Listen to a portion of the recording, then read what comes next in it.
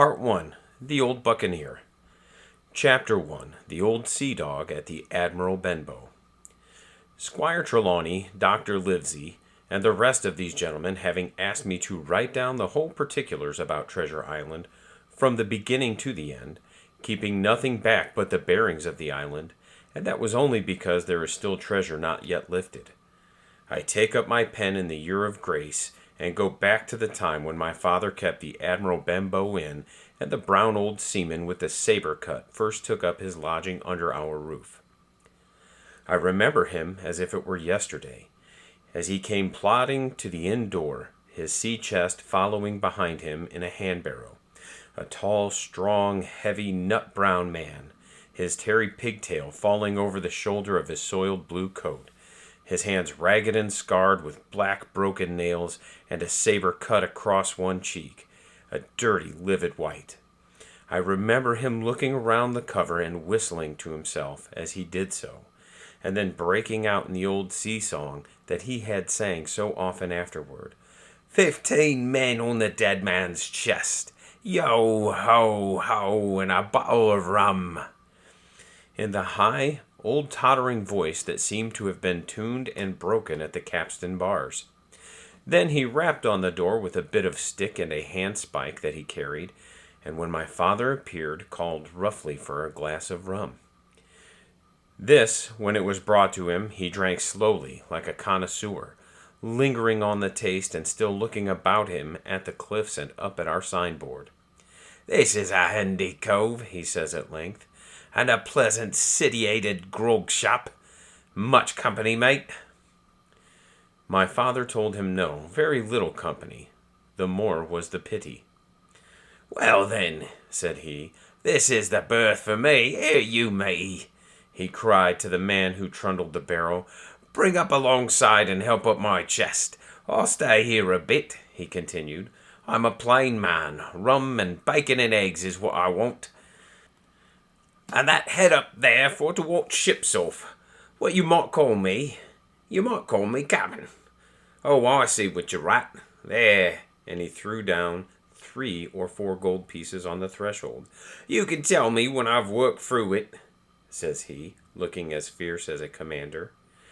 And indeed, bad as his clothes were, and coarsely as he spoke, he had none of the appearance of a man who sailed before the mast, but seemed like a mate or skipper accustomed to be obeyed or to strike.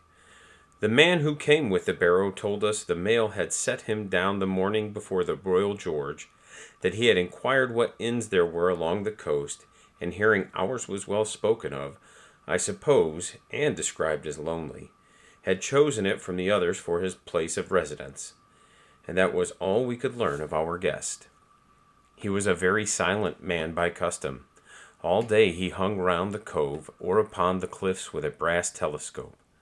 All evening he sat in a corner of the parlor next to the fire and drank rum and water very strong. Mostly he would not speak when spoken to, only look up sudden and fierce and blow through his nose like a foghorn. And we find the people who came about our house soon learned to let him be. Every day when he came back from his stroll he would ask if any seafaring men had gone by along the road. At first we thought it was the want of company of his own kind that made him ask this question, but at last we began to see he was desirous to avoid them. When a seaman did put up at the Admiral Benbow, as now and then some did, making by the coast road for Bristol, he would look in at him through the curtained door before he entered the parlor, and he was always sure to be as silent as a mouse when any such was present. For me, at least, there was no secret about the matter, for I was, in a way, a sharer in his alarms. He had taken me aside one day and promised me a silver 4-penny on the first of every month if I would only keep my weather eye open for a seafaring man with one leg, and let him know the moment he appeared. Often enough, when the first of the month came around and I applied to him for my wage, he would only blow through his nose at me and stare me down. But before the week was out, he was sure to think better of it, bring me my 4-penny piece, and repeat his orders to look out for the seafaring man with one leg. How that personage haunted my dreams. I need scarcely tell you. On stormy nights when the wind shook the four corners of the house and the surf roared along the cove and up the cliffs, I would see him in 1,000 forms and with 1,000 diabolical expressions. Now the leg would be cut off at the knee, now at the hip. Now he was a monstrous kind of creature who had never had but one leg, and that in the middle of his body. To see him leap and run and pursue me over hedge and ditch was the worst of my nightmares, and altogether I paid pretty dear for my monthly 4-penny piece in the shape of those abominable fancies. But though I was so terrified of the idea of a seafaring man with one leg, I was far less afraid of the captain himself than anybody else who knew him. There were nights when he took a deal more rum and water than his head would carry, and he would sometimes sit and sing his wicked old sea songs, minding nobody. But sometimes he would call for glasses round, and force all the trembling company to listen to his stories or bear a chorus to his singing. Often I have heard the house shaking with "Yo-ho-ho and a bottle of rum," all the neighbors joining in for dear life, with the fear of death upon them, and each singing louder than the other to avoid remark. For in these fits he was the most overriding companion ever known. He would slap his hand on the table for silence all round. He would fly up in a passion of anger at a question, or sometimes because none was put, and so he judged the company was not following his story. Nor would he allow anyone to leave the inn till he had drunk himself sleepy and reeled off to bed. His stories were what frightened the people worst of all. Dreadful stories they are.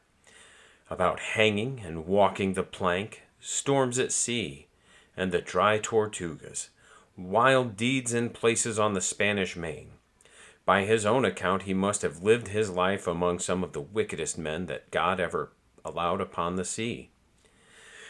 And the language in which he told those stories shocked our plain country people, almost as much as the crimes that he described. My father was always saying the inn would be ruined, for people would soon cease coming there to be tyrannized over and put down and sent shivering to their beds. But I really believe his presence did us good. People were frightened at the time, but on looking back they rather liked it. It was a fine excitement in a quiet country life, and there was even a party of the younger men who pretended to admire him, calling him a true sea dog and a real old salt, and such like names, and saying there was a sort of man that made England terrible at sea. In one way, indeed, he bade fair to ruin us, for he kept on staying week after week, and at last month after month, so that all the money had long been exhausted, and still my father never plucked up the heart to insist on having more. If he ever mentioned it, the captain blew through his nose so loudly that you might say he roared, and stared my poor father out of the room. I have seen him wringing his hands after such a rebuff, and I am sure the annoyance and the terror he lived in must have greatly hastened his early and unhappy death.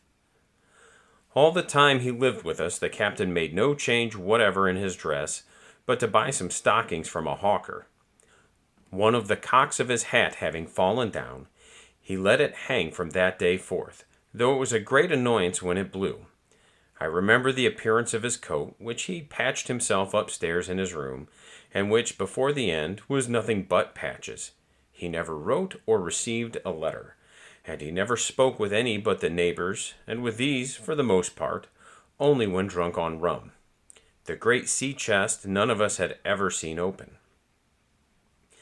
He was only once crossed, and that was towards the end, when my poor father was far gone in a decline that took him off.